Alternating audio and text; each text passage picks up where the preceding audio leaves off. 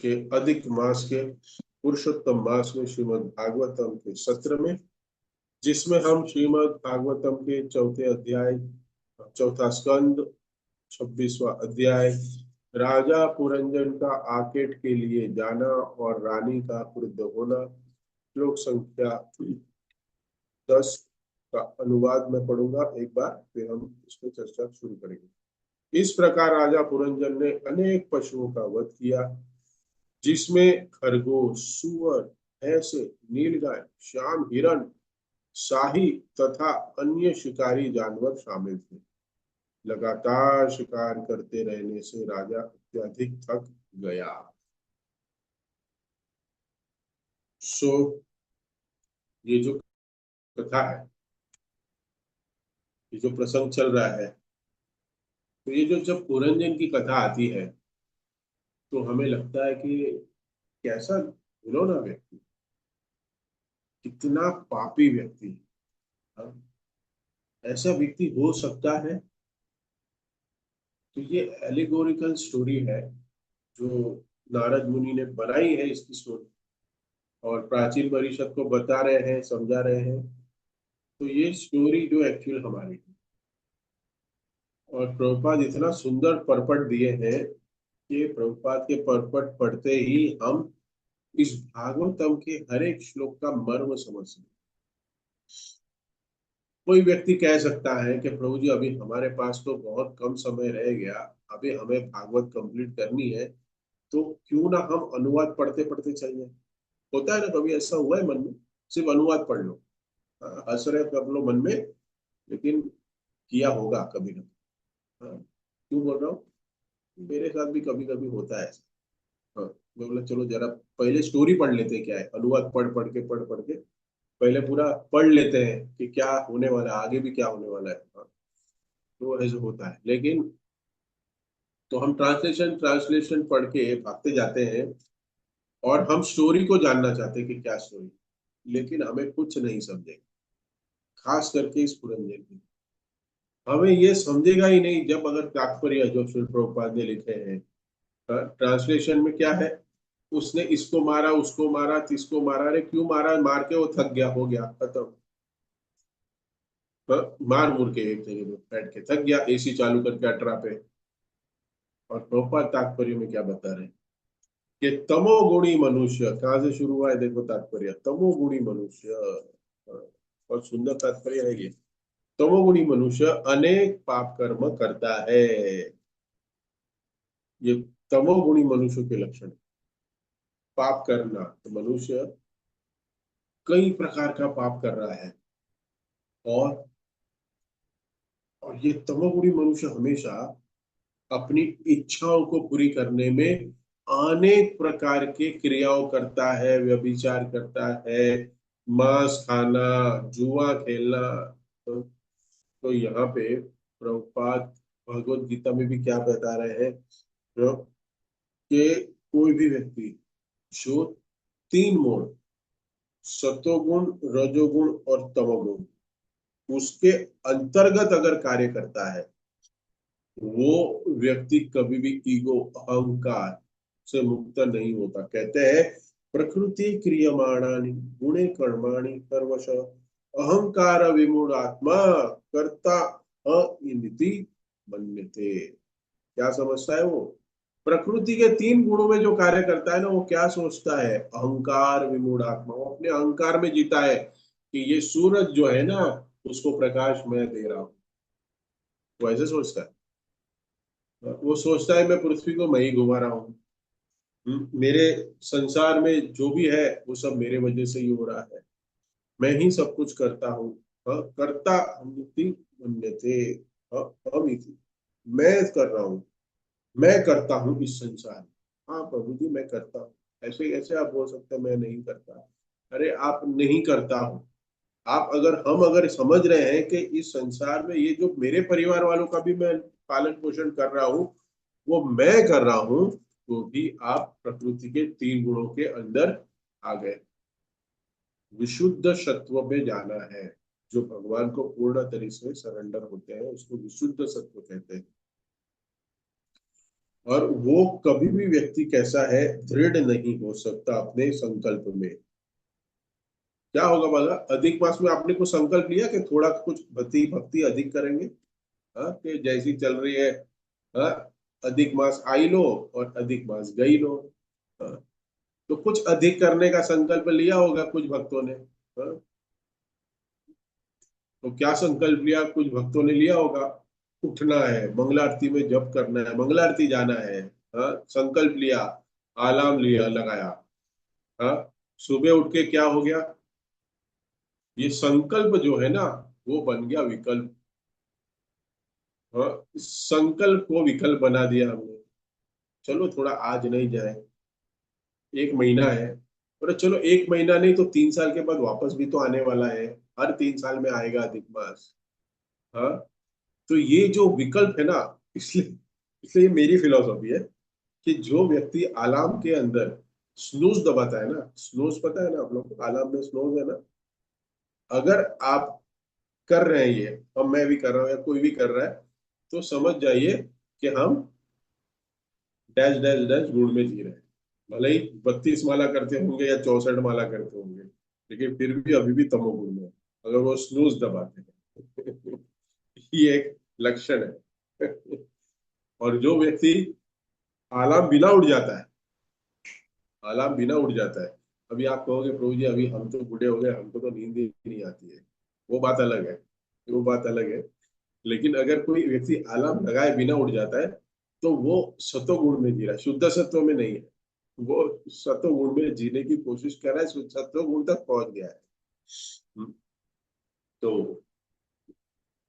तो ये जो तमोगुण है ना, यहाँ पे श्रील प्रभुपाद तात्पर्य में बता रहे हैं कि संकल्प है ना, वो तमोगुणी व्यक्ति का विकल्प हो जाता है। सो प्रभुपाद तात्पर्य में यही बता रहे हैं कि हमें तमोगुण से बचना है।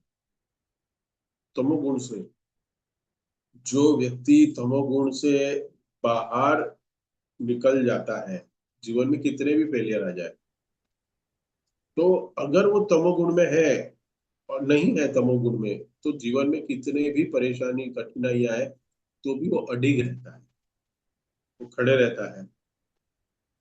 प्रभुपाद के जीवन में 43 ईयर्स का फेलियर है। कितने कितने उम्र का, कुछ भक्त लोग यहाँ होंगे जिनकी उम्र भी 43 है। हाँ, मैं तो थोड़ा 1-2 साल ऊपर आ गया। 43 ईयर्स क्या हो गया, फेलियर। 1922 से 65 तक फेलियर फेलियर फेलियर ही चलता रहा, चलता रहा। और फिर 11 स्तरों में इतना सब तगड़ा सक्सेस कि आज हम सब जानते हैं कि कितना इस्कॉन में प्रचार हो गया, इस्कॉन की कितनी ख्याति बढ़ गई। लेकिन ये 43 ईयर्स की जो कड़ी मेहनत है शेखो, उसका रंग है ये। और ये जो कड़ी तपस्या है 43 ईयर्स का, क्या है कि मुझे अपने गुरु का जो आदेश है उसको पूरा करना। तो ये जो शिल प्रभुपाद है ना, ये बियॉन्ड द 3 मोड्स है। ये, इनको कोई मोड काम नहीं करता उनके ऊपर। हाँ, जैसे एसी में होता है ना कूलिंग मोड, टर्बो मोड, ऐसे अलग अलग आजकल एसी में तो हमें मोड लगाने पड़ते हैं, देखते हैं कि बहुत गर्मी बढ़ गई है, 45 डिग्री तक चल गई है, तो मोड है। लेकिन ये जो हमारे 3 गुण हैं, जो 3 गुणों के अंतर्गत है, जो मोड है, उस मोड के बाहर है शिल प्रभुपाद। एक भक्त को इस तीनों गुणों से बाहर आना चाहिए, नहीं तो हमें क्या है पता है क्या होता है, हमारा एक जीवन में थोड़ा सा भी फेलियर आ जाए, हम बहुत हताश हो जाते हैं। 43 ईयर्स बहुत बड़ी बात है। अरे हमें कुछ कोई बोल देना तो भी हमें, हम हताश होके बहुत कुछ बड़े बड़े डिसीजन ले लें। तो तमोगुण में क्या होता है, ये शोक में रहता है, हमेशा दुखी रहेगा, क्या मेरे साथ ये ऐसा हो गया, मोह में फंसा रहेगा, ये मेरे पास है, वो भी तो ना चली जाए। मैं आज ही सुबह बिमला मंगल ठाकुर जी का अ, अष्टकम जो है, चौराष्टकम गा रहा था। तो भक्तों को मैं बता रहा था कि उसका अनुवाद जो है, उसका तीसरा नंबर का है, मैं पढ़ूँ आपके लिए।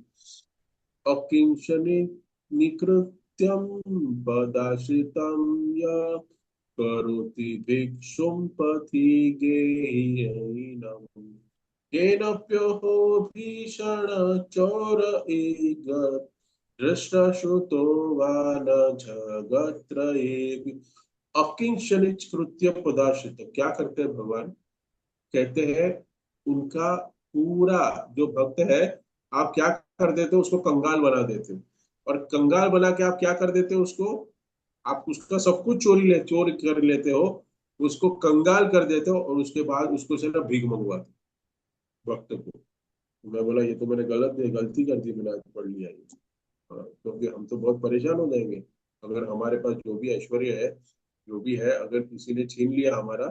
हाँ, ये हमारा ट्रम्प बाबा और चाइना वाले एक मिल गए और हमारा क्या कर देंगे, इससे टेंशन आ गया हमें। इतने वीडियो बन रहे सोशल मीडिया पे। हाँ, कि ये दोनों एक साथ आ गए तो हमारे संपत्ति का क्या होगा। हमारे नरेंद्र मोदी जी टेंशन में आ गए हैं। हाँ, तो ये कह रहा हूँ कि हमें जानना है कि जब तक हम ये तीन गुणों के अंदर है ना, तब तक ये सब सोच चलती रहेगी। तो एक व्यक्ति को है ना, उन चीजों को बचाने के लिए, कमाने के लिए, और ऐसी चीजों को कमाने के लिए जो जो तमोगुणी है, उसको और पाप करना पड़ता है, उसको और मेहनत करनी पड़ती है, अपना समय देना पड़ता है। इसलिए यहाँ शिल प्रभुपाद बता रहे हैं कि जो नियमों को नहीं मानते, जो नियमों को जानते नहीं, नियम तोड़ते हैं, इसका मतलब ये नहीं है। तो ऐसा नहीं है कि अगर नियम नहीं जानते तो दंड नहीं मिलेगा, मिलेगा ना। हाँ, जैसे छोटा बच्चा है, आग में हाथ डालेगा तो आग क्या बोलेगी? नहीं नहीं, छोटा बच्चा है, इसको बेचारे को मालूम नहीं मेरा क्या स्वभाव है, नहीं नहीं, मैं उसको आलिंगन देती हूँ और मैं उसको बर्फ बन जाती हूँ। नहीं, आग तो जलाएगी। यमराज ने अपने अपने लॉज में लिखा है, बाई लॉज में, यमराज जी ने, उनका बायलॉज है ना, जैसे सोसाइटी का बायलॉज होता है, हमारे कॉन्स्टिट्यूशन का बायलॉज है, हमारे अलग अलग कंपनीज के बायलॉज है, वैसे यमराज जी ने भी एक बायलॉज बनाया है। कहते हैं कि जो छोटा बच्चा है, वो अपने कर्मों को लेके पैदा तो होता है, लेकिन जब से पैदा होके 7 साल तक, 7 साल तक उसके जो कर्म है, छोटे बच्चे के पाप नहीं लगता, नहीं लगता, जो भी कार्य वो करता है। तो यमराज जी अपने बायलॉज में लिखे हैं कि 7 साल का बच्चा, वो कोई भी पाप करता है, 7 वर्ष की उम्र तक जो भी पाप करता है, तो उसको यमराज जी माफ कर देते हैं। लेकिन इस प्रकृति की अग्नि जो है, वो माफ करेगी? बताइए, माफ करेगी अग्नि 7 साल के बच्चे को? माफ नहीं करेगी। क्यों नहीं करेगी? क्यों नहीं करेगी? क्योंकि वहां का जो बायलॉस और यहाँ का जो बायलॉस है, वो अलग है। हमारे जो एक्सपीरियंस है, हम जो एक्सपीरियंस, अभी बच्चे का एक्सपीरियंस हो गया, वो जल गया, तो जल गया तो वापस आग में हाथ नहीं डाले। तो हमें अपने पास्ट एक्सपीरियंस से लाइफ में कुछ चेंजेस या कुछ सीखना चाहिए, शिक्षाएं लेनी चाहिए। लेकिन ये तमोगुणी रजोगुणी जो लोग हैं ना, उनको पता ही नहीं है करना क्या, उनको पता ही नहीं। इसलिए कोई भी व्यक्ति ये नहीं कह सकता कि मैं कोई अगर गलत काम करता हूं, तो मुझे इसका गलत काम है ये मुझे पता ही नहीं है, तो मुझे पनिशमेंट क्यों मिल रही है, वो बोल ही नहीं सकता ऐसे। गवर्नमेंट जो है ना, कोई पाप करेगा, कोई चोरी करेगा, तो उसको सजा मिलनी ही मिलनी, पनिशमेंट जो है ना, वो मिलेगी मिलेगी। और हो सकता है कि कोई इसको पनिशमेंट ना भी मिले, वो बच जाए। आपको भी एक्सपीरियंस होगा, इस कलयुग में हम इस खास करके भारतवर्ष में रह रहे हैं, तो एक व्यक्ति जो है, वो इस जगत में तो बच जाएगा समझो, पैसा दे के, घूस खिला के, पुलिस वालों को जज को सेट करके इस यहाँ पे तो बच जाएगा। लेकिन वो ऊपर जाके यमराज को और भगवान को कैसे सेट करेगा बताइए? वहां सेटिंग क्या करेगा? वहां तो उसको भुगतना ही पड़ेगा ना। इस यहाँ पे दिखेगा कि वो सेटिंग कर दिया इसने, चलो बच गया। शिल प्रभुपाद यही हाईलाइट कर रहे हैं कि कोई व्यक्ति हैंडीकैप पैदा हुआ समझिए, उसका हाथ नहीं है, कैसे हुआ? तो उसके पास कर्मा है, हम तो अभी का देख रहे हैं। तो इसलिए कोई भी व्यक्ति अगर गलती करेगा तो उसको भुगतना ही पड़ेगा। तो यहाँ पे कोई भी व्यक्ति एंजॉय करना चाहता है मटेरियल वर्ल्ड में। मटेरियली भी अगर समझो, चलो हम एंजॉय करना चाहते हैं मान लीजिए, लेकिन अगर उसको विधि पूर्वक नहीं करते, जो शास्त्र में विधि दी है उसके अनुसार नहीं करते, तो उसके हमें पाप भुगतना पड़ेगा। विधि के अगर अनुसार हम इंद्रिय भोग भी करते हैं तो पाप नहीं, लेकिन अविधि पूर्वक करेंगे तो पाप जो है वो भुगतना ही पड़ेगा। तो यहाँ पे हम देखते हैं लिव इन रिलेशनशिप, आप लोग ने सुना होगा। सुना होगा ना लिव इन रिलेशनशिप, नया नया टर्म्स है ये थोड़ा अजीब लगता है सुनने में, करेक्ट? बट बहुत खेद के साथ मुझे कहना पड़ रहा है, खेद के साथ मैंने सिर्फ सुना था इस चीज को, न्यूज में देखा था कि लिव इन रिलेशनशिप, लेकिन ये मैंने अपने ऑफिस के एक स्टाफ को ही एक्सपीरियंस करते देखा है। मेरे ही ऑफिस में एक स्टाफ है जो लिव इन रिलेशन में रह रहा है। मैं बोला वाह, मैंने आज तक सिर्फ सुना था, अभी तो एक्सपीरियंस साक्षात सामने खड़ा है। लिव इन रिलेशनशिप, बताइए। लिव इन रिलेशनशिप में रहना तो गलत ही है कि शादीशुदा दोनों नहीं है फिर भी लड़का लड़की साथ में रह रहे हैं। तो यहाँ एक कंडीशन है मैरिज। ये शास्त्र के अनुसार, अगर आप शास्त्र के अनुसार विधि विधान से आपने शादी की है तो आप साथ में रह सकते हैं, एक छत के नीचे सो भी सकते हैं, लेकिन लिव इन में नहीं रह सकते। क्योंकि अगर थोड़ी सी झगड़ा हो गया तो जैसे ही लिव इन था वो लिव आउट कभी हो जाएगा पता भी नहीं।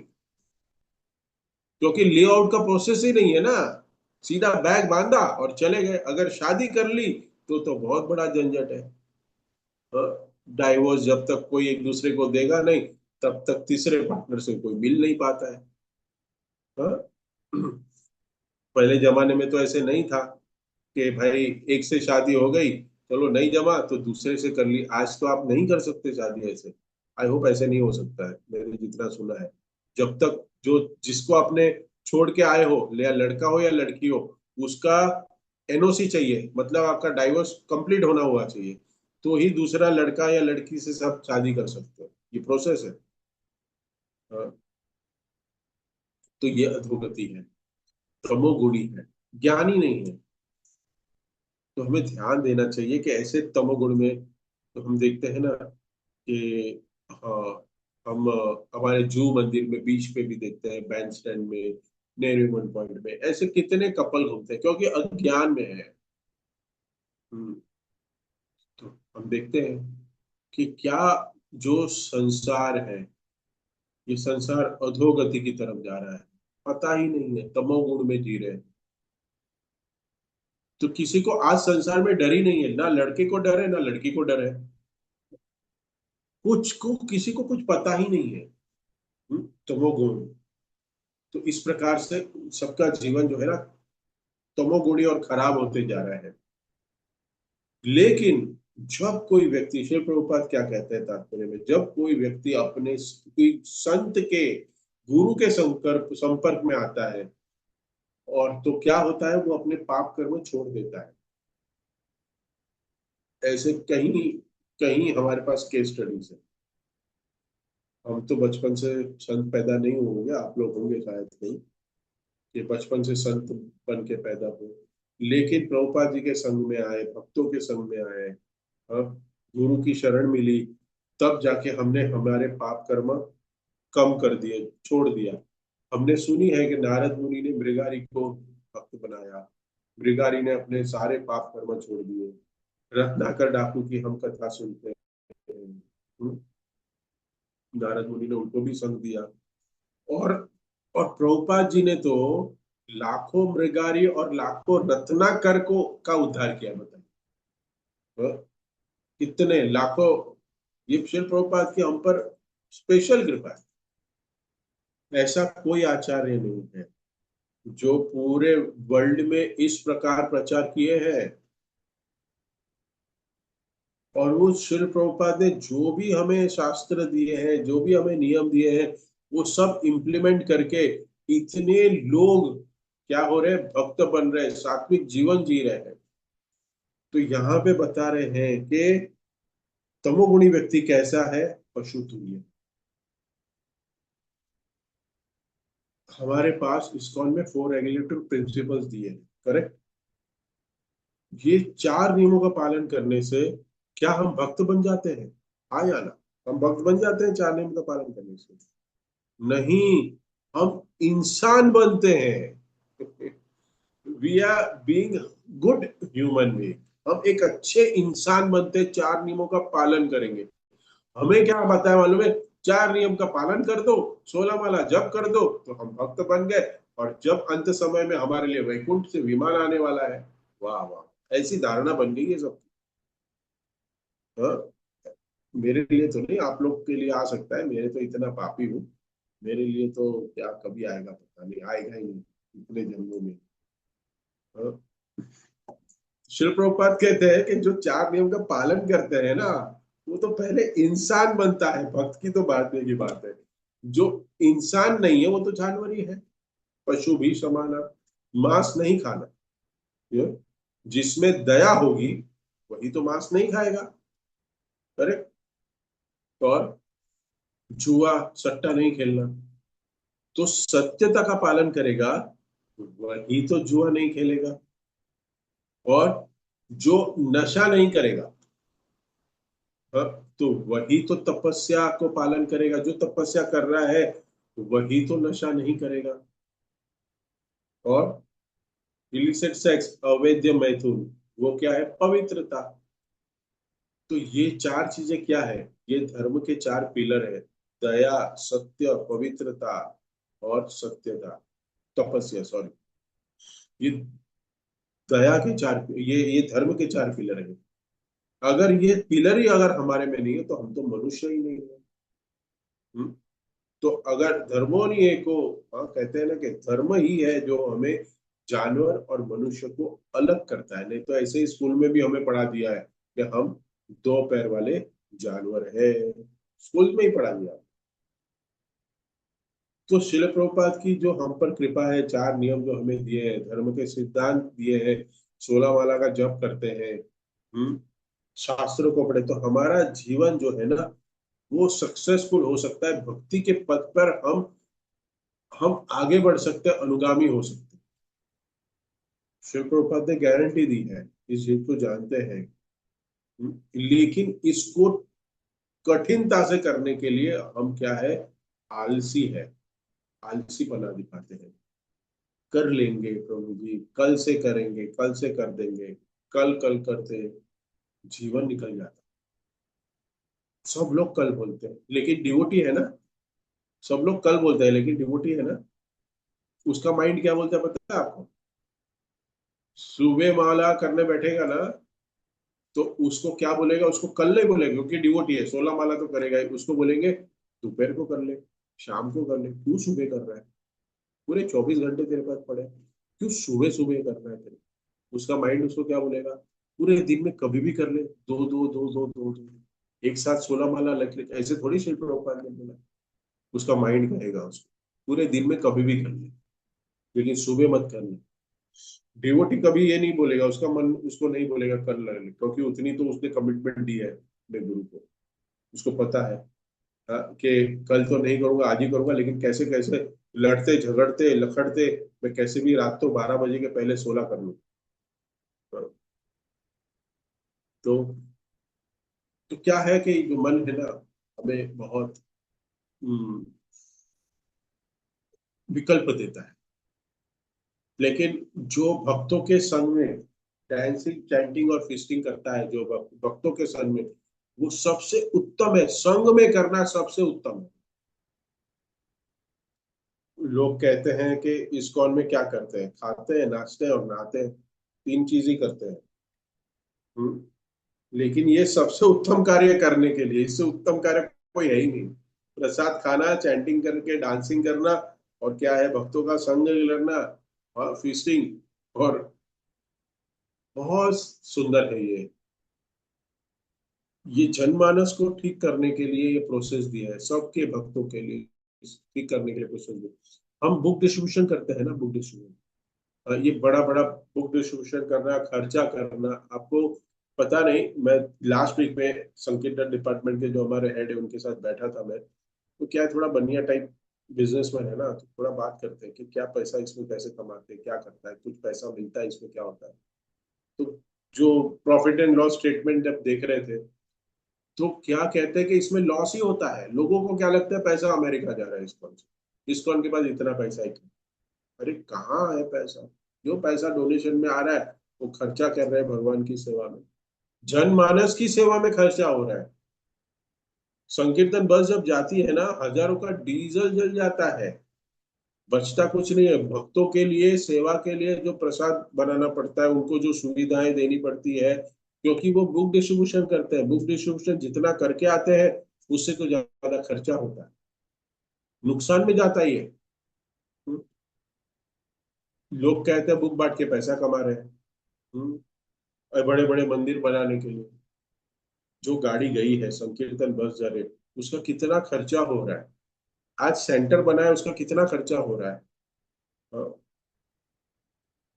संकीर्तन इंचार्ज बता रहे थे, हाँ, परेशान रहते हैं कि डिफिशिएट में जा रहा है अकाउंट, डिफिशिएट में जा रहा है, विद्या दान लाओ, विद्या दान लाओ, कि उसको हम बैलेंस कर पाए। हम्म, करना पड़ता है। ये क्यों कर रहे हैं बताइए? यहाँ पे नारद मुनि प्राचीन परिषद के पास क्यों गए हैं, क्यों करना है?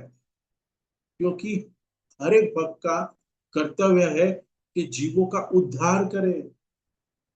हम भी वो पुस्तकें बांट रहे गांव गांव में जाके, वो उद्धार करने के लिए कर रहे हैं। ये बहुत इंपॉर्टेंट है। श्री प्रभुपाद बता रहे हैं, जो व्यक्ति त्याग तपस्या का नियम का पालन नहीं कर पाता, नहीं करता, तो उसके निश्चित कर्म, अनिश्चित कर्म और इच्छित कर्म, कुछ कर्म अनिच्छा से हो गए, कुछ मिश्रित कर्म है, इच्छा और अनिच्छा से हो गए, कुछ मिश्रित कर्म है, उस सब कर्मों का उसको रिएक्शन मिलता है। कि इसको, जो चार नियमों का पालन नहीं करता, जो तमोगुण और रजोगुण में जीता है, उसको रिएक्शन मिलता है। लेकिन जब डिवोटी बन जाता है कोई, एक भक्त बन जाता है, तो वो जितने भी कर्म करता है, वो भक्तिमय कर्म जो करता है, उसके उसको रिएक्शंस नहीं मिलते। सुनिएगा, कृष्ण भावना भावित कर्म, भगवान भी भगवत गीता में एक चैप्टर दिए हैं हमें। क्या करते हैं, कर्म कर फल की इच्छा मत कर। मार्केट में बहुत स्लोगन है, कर्म करना चाहिए बोलते हैं हमारे दोस्त लोग भी, मेरा भी दोस्त बोलता है, अरे कर्म तो लिखा है ना भगवान ने, लेकिन कौन से कर्म है वो कोई नहीं बताता। कृष्ण भावना भावित सिर्फ कर्म करना, सिर्फ और सिर्फ कृष्ण भावना भावित कर्म। जो कर्म करने से हमें भगवान का स्मरण नहीं होता, जिन व्यक्ति का एसोसिएशन करने से मुझे भगवान का स्मरण नहीं होता, ऐसे स्वजन का भी त्याग करना चाहिए, ऐसे कर्म का भी त्याग करना चाहिए। कर सकते हैं। कैसे समझे इसको? एक रबर की बॉल है, वो आपने दीवार पे मारी, वो पलट के वापस आएगी क्या, नहीं आएगी? आएगी पलट के। तो कर्म किया, उसका रिएक्शन मिल गया। Newton's law, every action has equal and opposite reaction. लेकिन जो डिवोटीज का क्या होता है, प्रभु जी क्या बॉल वापस नहीं आएगी? दीवार क्या वो बॉल नहीं फेंकता? अरे भक्त भी बॉल फेंकते रहता है दिन में कितनी बार। लेकिन बॉल जो है वो लोहे की बन गई, बॉल जो है वो लोहे की बन गई है, और जो दीवार जो है ना वो चुंबक की है। तो बॉल फेंकेगा ना, वही चिपक, वो वापस आएगी नहीं, रिएक्शन आएगा ही। या दूसरा उदाहरण दे कि एक दीवार जो है ना, उसके ऊपर बहुत अच्छा सा लेयर का स्पंज लगा दिया, स्पंज, तो आप उसको कहते हैं ना, वो लगा दिया। आपने बॉल फेंकी, उसमें क्या हुआ, वो बॉल उसमें जाके टकराई, लेकिन वो हार्ड नहीं था, वो सॉफ्ट था। इसके लिए क्या हुआ, उसका रिएक्शन हो गया। तो हमें भक्तों को अपने जीवन को, ये जो गादी है, जो दीवार के ऊपर जो स्पंज लगा है, उसके लेयर को बढ़ाते जाना पड़ेगा। उसके लेयर को जितना बढ़ाओगे ना, उतना बॉल का रिएक्शन कम होगा, कर्म का reaction. I hope you are getting it. तो हमें उस भक्ति के परिभाषा को, भक्ति की तीव्रता को बढ़ाना है। तो जो, अगर हमें रिएक्शन नहीं मिल रहा है, अगर बॉल वापस नहीं आ रहा है, तो हमारा कर्म कटना शुरू हो गया है। हम कृष्ण भावना भावित कर्म कर रहे हैं, वो प्रयास करना चाहिए। फिर आगे बताते हैं कि जो धार्मिक जीवन जो है, धार्मिक जीवन और पाप कर्म, ये एक साथ नहीं चल सकते। श्री प्रभुपाद हमेशा लेक्चर बता रहे हैं कि keep it dry. Shri Prabhupada हमेशा लेक्चर बताते, कीप इट ड्राई। क्यों? क्योंकि हमने अगर आग जलाई और उसके ऊपर पानी डाल दिया, आग जलाते हो पानी डालते हो, आग जलाते हो पानी डालते हो, तो उसका फायदा क्या है? अगर घास को अच्छे अच्छे से जलाना है ना, तो आपको क्या करना पड़ेगा? तो घास को हमेशा सूखा रखना पड़ेगा। घास को सूखा रहने दो, गीला मत करो। क्यों? रात को हमने कुछ दारू पी ली, कुछ ऐसा नशा कर दिया, और सुबह हट के सोलह माला करने बैठ गए। हाँ, उससे क्या फायदा हो? कुछ पाप कर्म कर लिए, कोई अपराध कर लिया, और फिर सुबह उठ के हम सोलह माला करने बैठ गए। हम्म, तो ऐसे बहुत लोग हैं जो पाप भी करते हैं और पुण्य भी करते हैं। मार्केट में ऐसे बहुत सारे कथावाचक हैं, और उसके बहुत सारे ऐसे अनुयायी हैं जो इस क्रिया को करते हैं। आपको लगेगा ये हमारे ग्रुप में तो ऐसा कोई नहीं है, नहीं, इस्कॉन के में नहीं है, लेकिन ऐसे बहुत सारे कथावाचक हैं जो बहुत मधुर बोलते हैं, बहुत बड़े बड़े फॉलोवर भी है। उनके सारे अनुयायी ऐसे ही करते हैं, दारू भी पियेंगे, नशा भी करेंगे, सब क्या करेंगे, लेकिन फिर भागवत कथा में आके नाचेंगे, और फिर लगा रहे क्या नाच रहे हो, विभोर हो जाएंगे। हम्म, लेकिन कीप इट ड्राई, इसका कोई अर्थ नहीं है। ठीक है, इसको जज नहीं कर रहे हम लोग, लेकिन ऐसा दिखता तो है। लेकिन हम पाप कर्म और सत्कर्म हम साथ में नहीं कर सकते, ये can not come together, mean walk together. आपको रिजल्ट नहीं मिलेगा इसका, रिजल्ट नहीं मिलेगा, इसलिए हमें पूरा पूरा प्रयास करना चाहिए। प्रभुपाद और एक वाक्य बोलते थे, ये लिख के रखे आप लोग, keep it dry, then no more sinning. क्या? No more sinning. सिनिंग मतलब पाप कर्म और नए मत करियो। पाप कर्म हमें बंद करने चाहिए। हम्म? भगवान भी भगवत गीता में कहते हैं कि त्याग करो। हाँ, सर्वधर्मान परित्यज्य मामेकं शरणं व्रज, अहम त्वं सर्व पापेभ्यो मोक्षयिष्यामि मा शुचः। त्यागना चाहिए हमारे जितने भी स्वधर्म लेके हम बैठे, स्वधर्म, वो स्वधर्म करने के चक्कर में हमारा परो धर्म है ना, वो हम कर ही नहीं पा रहे, कर नहीं पा रहे। हमें बचना है। तो हमें जब भी ये समझ में आ जाए कि ये पाप कर्म है, इससे मुझे बचना है, तो श्रील प्रभुपाद बता रहे हैं यहाँ पे कि जब तक कोई व्यक्ति शास्त्र के अनुसार, गुरु के आदेश के अनुसार अपना जीवन व्यापन नहीं सीखता करना, वो भगवान के धाम जा ही नहीं सकता। तात्पर्य में लिख दिया, देखो श्रील प्रभुपाद ने, ही कैन नॉट गो शास्त्र के अनुसार और गुरु की आज्ञा के अनुसार। कई लोग मनमाने ढंग से भक्ति करते हैं, मन माने ढंग से। मन माने ढंग से भक्ति करना नहीं चलेगा। हम तो सुबह सुबह 100 बार, 108 बार जय राधा कृष्ण की, भगवान की जय हो, जय हो, जय हो, हाथी घोड़ा पाल की जय, कन्हैया लाल की, ऐसे होते रहता है। हाँ, लोग कहते हैं। एक एक मुझे बता रहे थे व्यक्ति, मिले थे, थोड़ा टकला और शिखा देख लिया, क्लाइंट है, तो बोलता हम खाटू श्याम जाते हैं साल में 2 बार। क्या करते हैं? मैं बोला यार खाटू श्याम तो मैं अभी अच्छा हुआ उसने कुछ मुझे डिटेल में नहीं पूछा, मुझे तो कुछ पता ही नहीं खाटू श्याम। हम 2 बार खाटू श्याम जाते हैं साल में 2 बार, तो 2 बार खाटू श्याम जाना उसके लिए भक्ति हुई।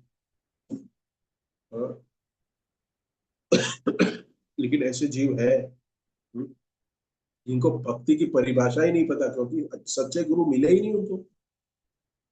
हम्म, उनको पता ही नहीं कि माला के ऊपर 16 माला करनी, 108 बीट्स होते हैं, हरे कृष्ण महामंत्र जप करना है, तब जाके वो खाटू श्याम हमको दिखेंगे, दर्शन कर सकते हैं वो। तो मन माने ढंग से भक्ति करना ये सबसे बड़ा डेंजर है। मन माने ढंग से। तो हमें ये समझना चाहिए इस बात को कि हमें मन माने ढंग से भक्ति नहीं करनी। तो हमें, तो मैंने कहा था एक एग्जाम्पल है, मुझे याद आया वो, मैंने लिखा था एक वर्ड फाइल में कहीं, बहुत सुंदर है वो एग्जाम्पल।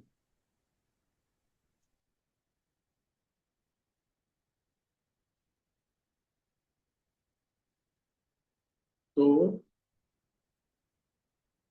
प्रभुपाद जी एक स्टोरी सुनाते हैं। एक संत, उस संत के पास 4 लोग आए, सुनेगा ध्यान से, और उन सबको अलग अलग आशीर्वाद दिया।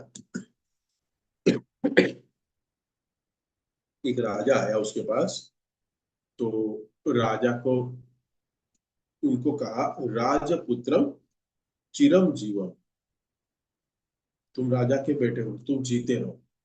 हम्म? फिर उनके पास एक मुनि का बेटा आया,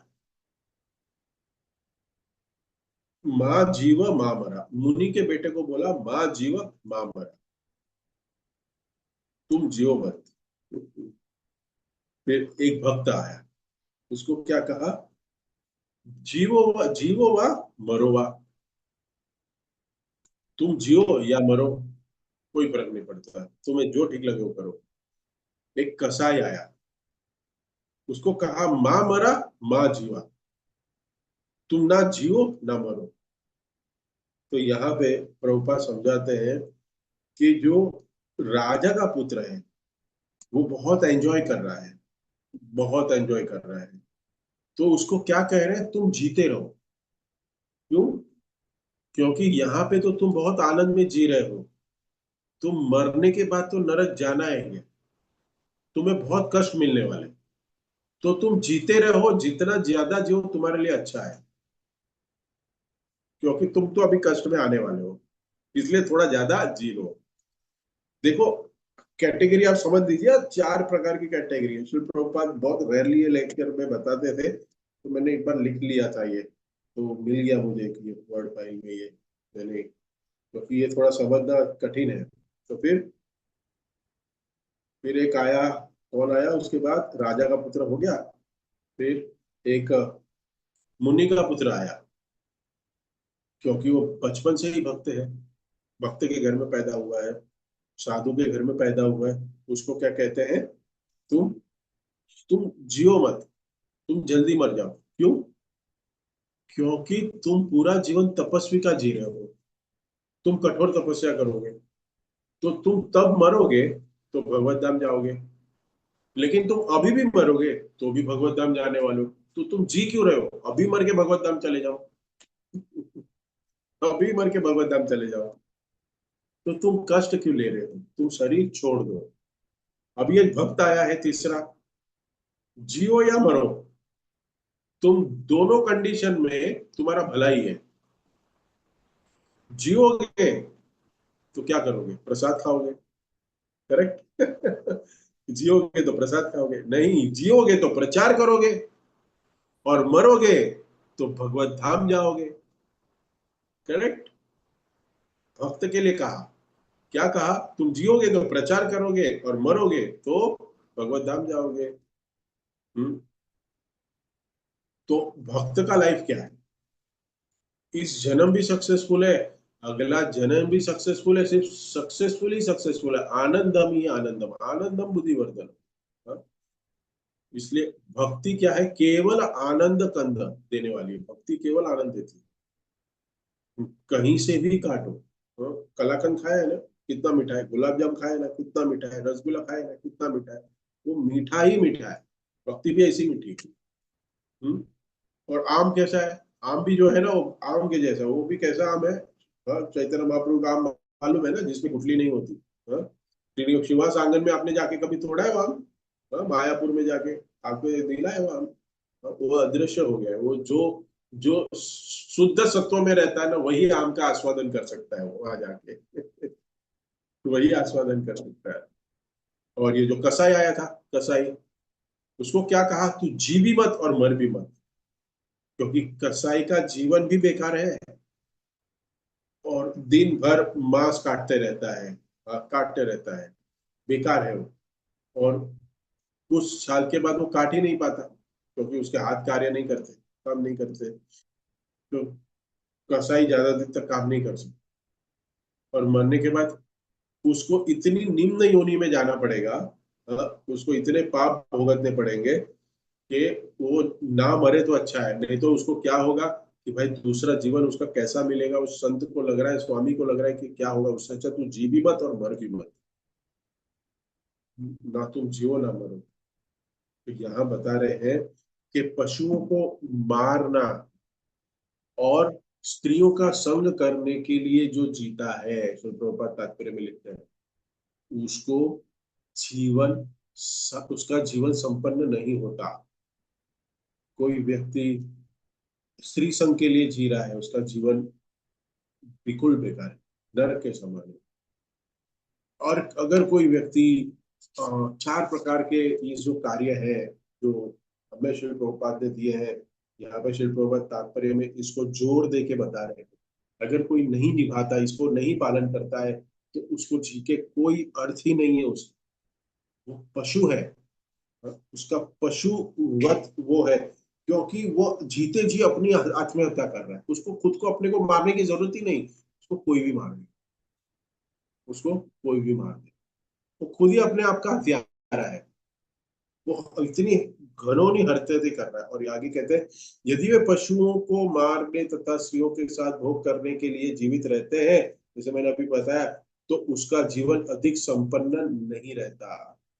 और जो ही हत्यारा मरता है, वह निम्न योनि में जन्म मरण के चक्कर में प्रवेश करता है, वह भी वांछनीय नहीं है। तो इसी लाइन के ऊपर मैंने आपको कथा कही, जो श्री प्रभुपाद बताते थे, चार कैटेगरी, कौन सी कैटेगरी थी, एक राजा, एक था मुनि का लड़का, एक था कृष्ण कॉन्शियस भक्त, और चौथा कसाई, बूचर।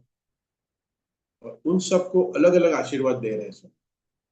तो हमें भी जानना चाहिए कि जितनी हमारी कैपेसिटी है, वैसे ही भक्तों के जीवन में अपनी जो जो डिवोशन की जो एंडेवरनेस है, वो कितना एंडेवर है, वैसे ही भगवान भी उसको उतनी ही कृपा प्रदान करे। बहुत सुंदर है कि राजा पुरंजन इतने लोगों को इतनी शिकार कर रहा है, और शिकार कर रहा है इतने लोगों की, इतनी जीवों की हत्या कर रहा है, और हत्या करते करते वो थक जाता है, और फिर क्या करता है, उसको भूख लगती है, प्यास लगती है, और वो किसके लिए कर रहा है, ये जो सारे शिकार है ना, जिसको मार रहे हैं, वो कौन है पता है, वो एनोलॉजी क्या है, इस इसको कनेक्ट करें, तो ये हमारी इंद्रिय तृप्ति के साथ है।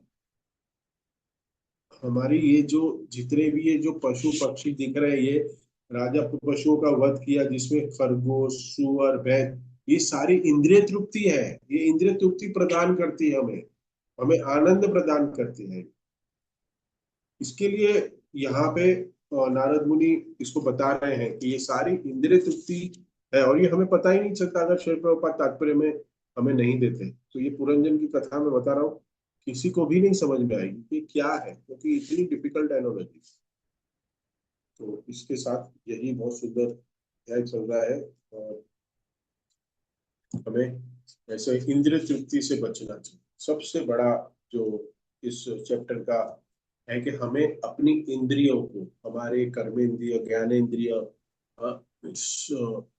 सभी को हमें सिर्फ और सिर्फ भगवान की सेवा में कैसे लगाए, और भगवान की सेवा में लगा के हम कैसे भगवत धाम जाए, यही हमारा जीवन का परम उद्देश्य होना चाहिए। यही प्राचीन परिषद को इस कथा से नारद मुनि समझा रहे हैं। हरे कृष्णा। किसी को भी भक्त का कमेंट, टिप्पणी, प्रश्न, करेक्शन कुछ है तो पूछ सकते हरे कृष्ण प्रभु जी, दंडवत प्रणाम। हैं।